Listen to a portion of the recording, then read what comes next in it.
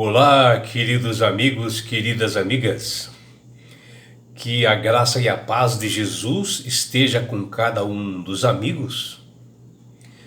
Que a face do Senhor Jesus possa resplandecer em cada um de vocês, dando-lhes o devido entendimento, sabedoria.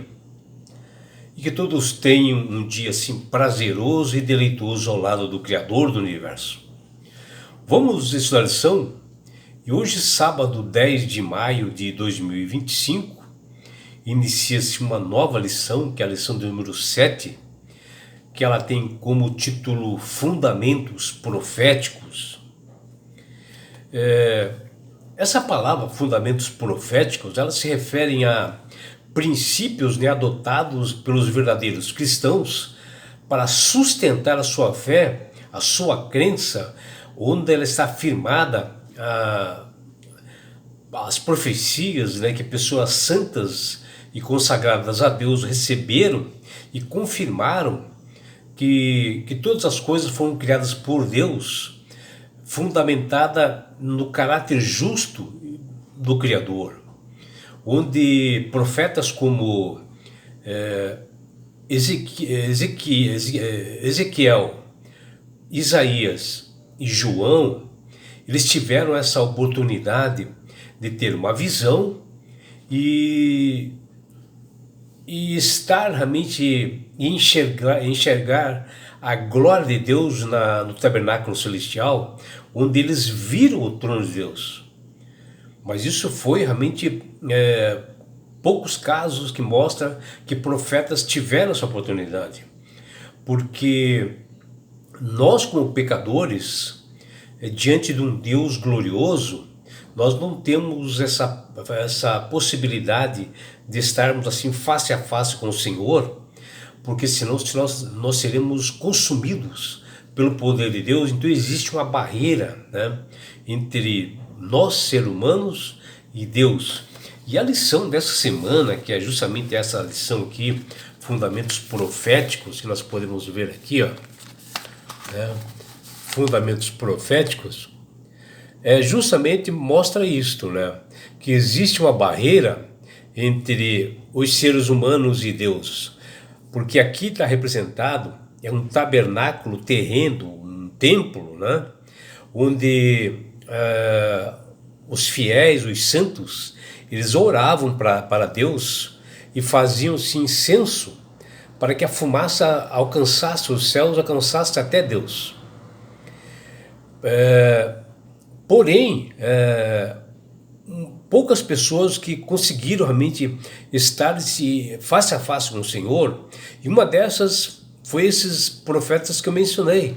No caso, por exemplo, Isaías, ele teve essa visão, que ele enxergou os seres celestiais assim protegendo o trono de Deus. Ele chegou a ver realmente o Senhor sentado, mas ele chegou e disse: ai, eu que sou um homem impuro, de lábios impuros. E um anjo, ele veio com uma tenaz, com essa ferramenta aqui, que é uma ferramenta para pegar uma brasa, e ele rompe essa barreira que existia entre Deus e Isaías, e coloca na boca do Isaías para que ele pudesse ser purificado. E ali Isaías foi realmente perdoado dos seus pecados, e a descrição realmente desse desenho é mais ou menos isto, Aqui é a fumaça que vai até Deus, aqui realmente é a glória de Deus, E essa aqui é uma ferramenta tenaz, onde elas têm uma brasa, que ele rompe essa barreira para que realmente tenha realmente esse relacionamento entre Isaías e o Senhor, mas que um dia esta barreira ela será realmente rompida de vez, quando nós seremos santificados, quando nós, por livre e espontânea vontade, aceitarmos a Jesus como Salvador e Senhor da nossa vida. E nós estaremos, após a grande vinda de Jesus, nós estaremos lá realmente no tabernáculo, em frente ao trono onde estará realmente o grandioso Deus, Criador e mantenedor do universo. E a lição dessa semana, que ela é realmente tremendamente maravilhosa, que nós estudaremos durante toda essa semana, ela assim, a primeira coisa que nós vemos nessa lição de hoje, né, que nós vamos estender durante a semana toda, é que a primeira via que leva à demonstração da existência de Deus baseia-se no movimento do mundo, né? As leis físicas que regem o universo, os planetas, ou seja, no mundo todas as coisas estão constantes movimentos, e existe essa transformação, né, através do poder de Deus que controla todas essas leis da física, né, para que haja todo esse movimento, né? E isto é perceptível a todas as pessoas. Sendo assim, há algo que move essas coisas, né? Não tem como alguma coisa mover-se sozinha ou por si mesma. Portanto, há um ser, o grandioso Deus do universo, que ele move tudo isto, e que através dele foi tudo criado e iniciou-se todo esse movimento, onde a criação, este ser movente, só pode ser com esse todo o potencial. E assim, esse movimento em ato primo é que rege o universo, e só pode ser Deus realmente o Criador do universo. E Isaías, na sua visão, ele vê realmente o santo dos santos, que é Deus. E ele enxerga realmente no trono da graça, e ele diz que os próprios anjos cantam louvores, dizendo que Deus é o Criador do universo, é santo, santo é o Senhor. E assim, o direito de Deus governar o universo está fundamentado em sua posição como Criador e mantenedor do universo, Criador de todas as coisas, que diz ali em Apocalipse 4:11. E tudo isto mostra o seu caráter, que é amor. E o apóstolo João, na visão que ele teve lá em Patmos, onde ele foi chamado por Jesus para subir e entrar por uma porta no céu, que diz lá em Apocalipse 4:1, João também ele viu o trono no céu. Ele pôde ver como Deus ele é exaltado e proclamado pelos seres celestiais criados por ele. E ele observa Deus sentado no seu trono celestial, também como Isaías, de onde ele governa todo o universo. Tudo isto está sob o controle das suas mãos. E João não encontrou palavras humanas para expressar o poder desse Criador e Senhor. E ele narra o Senhor como as pedras raras e preciosas que ele menciona lá em Apocalipse 4:3. E pensando nisto, o responsável pela lição desta semana, ele colocou o seguinte verso para memorizar, que está lá em Isaías 6:8. Depois disto, ouvi a voz do Senhor, que dizia: a quem enviarei? E quem há de ir por nós? E eu respondi: eis-me aqui, envia-me a mim, que está lá em Isaías 6:8. Aqui é a experiência, né, do profeta Isaías, que ele tem essa visão, e ele enxerga o trono de Deus, e ele viu o Senhor, Criador do universo, com a sua glória, com os seus serafins e toda a santidade, que envolvia aquele cenário glorioso. E ele sentiu-se indigno, né, de estar ali. Ele ficou oprimido com o senso da pureza daquele lugar celestial, e principalmente pela santidade de Deus. E Isaías viu o perfeito, então, ele se deu conta da imperfeição que ele tinha. Ele viu o perfeito e se deu conta da imperfeição que ele tinha.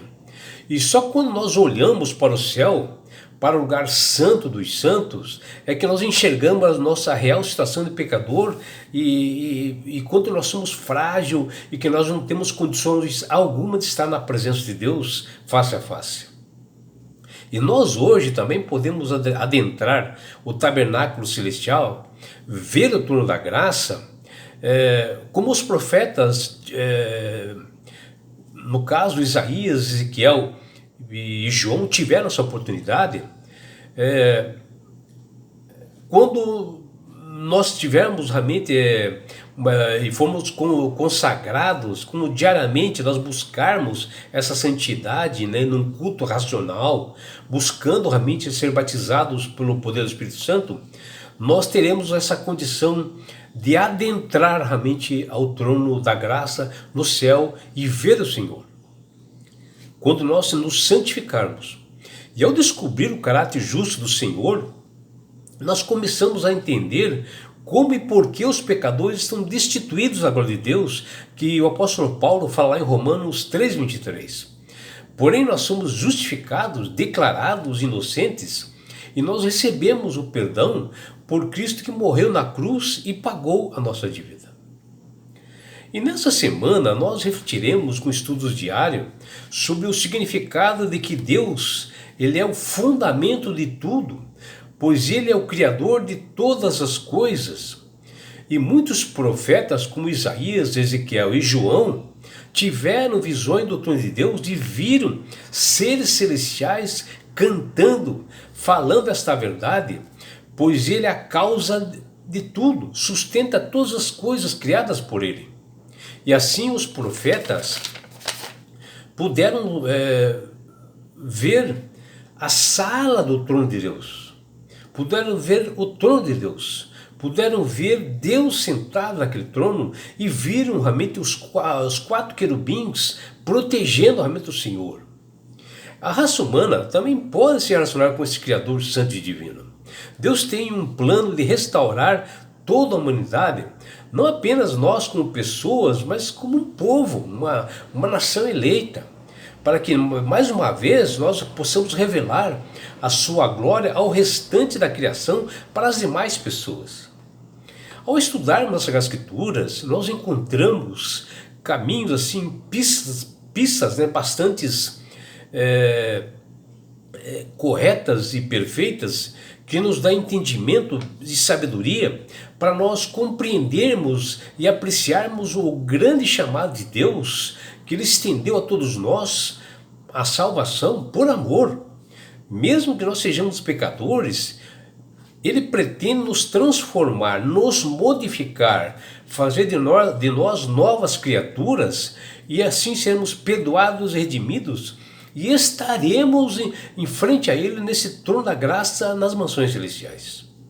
Estudaremos essa semana com detalhes outros assuntos como: o profeta Isaías sabia que o pecado destrói, acaba com o homem, pois o salário do pecado é a morte, que o apóstolo Paulo já menciona na Bíblia, e ele afirma isto. No entanto, em vez de nós abandonarmos as consequências do pecado, nós temos um Deus de misericórdia e amor que nos atrai para si, para nós sermos transformados. Mas qual foi o resultado do encontro de Isaías com Deus? Por que ele, Isaías, era importante para Deus? Nós saberemos a resposta durante estudos na semana, e aliás, um estudo maravilhoso, com bastante detalhes sobre esse assunto, de como Isaías adentrou realmente aquele trono. E a resposta está lá em Isaías capítulo 6, versículos 6 até 8.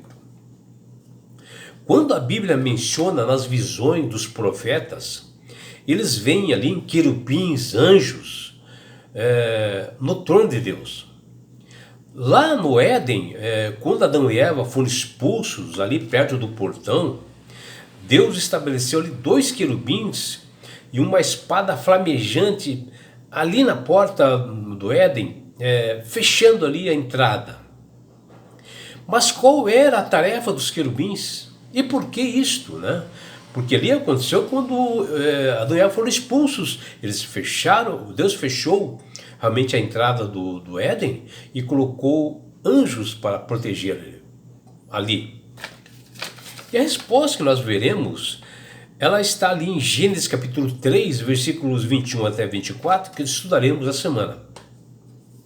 Querubins, eles são tratados, né, e são retratados para eles estarem ao lado de Deus, no trono de Deus, irradiando a sua glória, irradiando a glória de Deus. O profeta Ezequiel, em sua visão, enxerga várias coisas. E o profeta Isaías também vê muitas coisas em sua visão no céu. Mas que semelhança existe nas duas visões de Ezequiel e Isaías?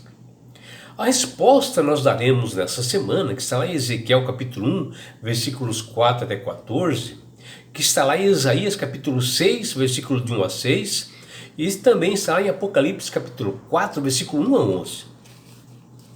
O povo de Israel, em sua caminhada para Canaã, eles eram guiados por Deus e de vez em quando eles deveriam parar para descansar e armar, né, o tabernáculo, assim, né, que ele era móvel, assim. Em cada parada eles remontavam aquele tabernáculo. E eles também montavam aquelas barracas, né, para os acampamentos que ficavam em volta assim do tabernáculo. O que nós observamos na Bíblia, que em cada um dos lados do tabernáculo montado, havia uma tribo de Israel guiando as demais. Mas por que tinham essas tribos e quais eram essas 4 tribos que faziam esse serviço? A resposta está lá em Números capítulo 2, versículos 3, 10, 18 e 25, que nós estudaremos a semana e teremos a resposta. Hoje, nós não podemos compreender o fato de que algum dia Lúcifer ocupou uma posição tão grandiosa que era um dos 4 querubins que eles ficavam assim ao lado do trono de Deus nas mansões celestiais. Mas o que levou à queda desse antigo anjo querubim chamado Lúcifer para ele ser uma dessas pessoas, desses seres importantes para Deus?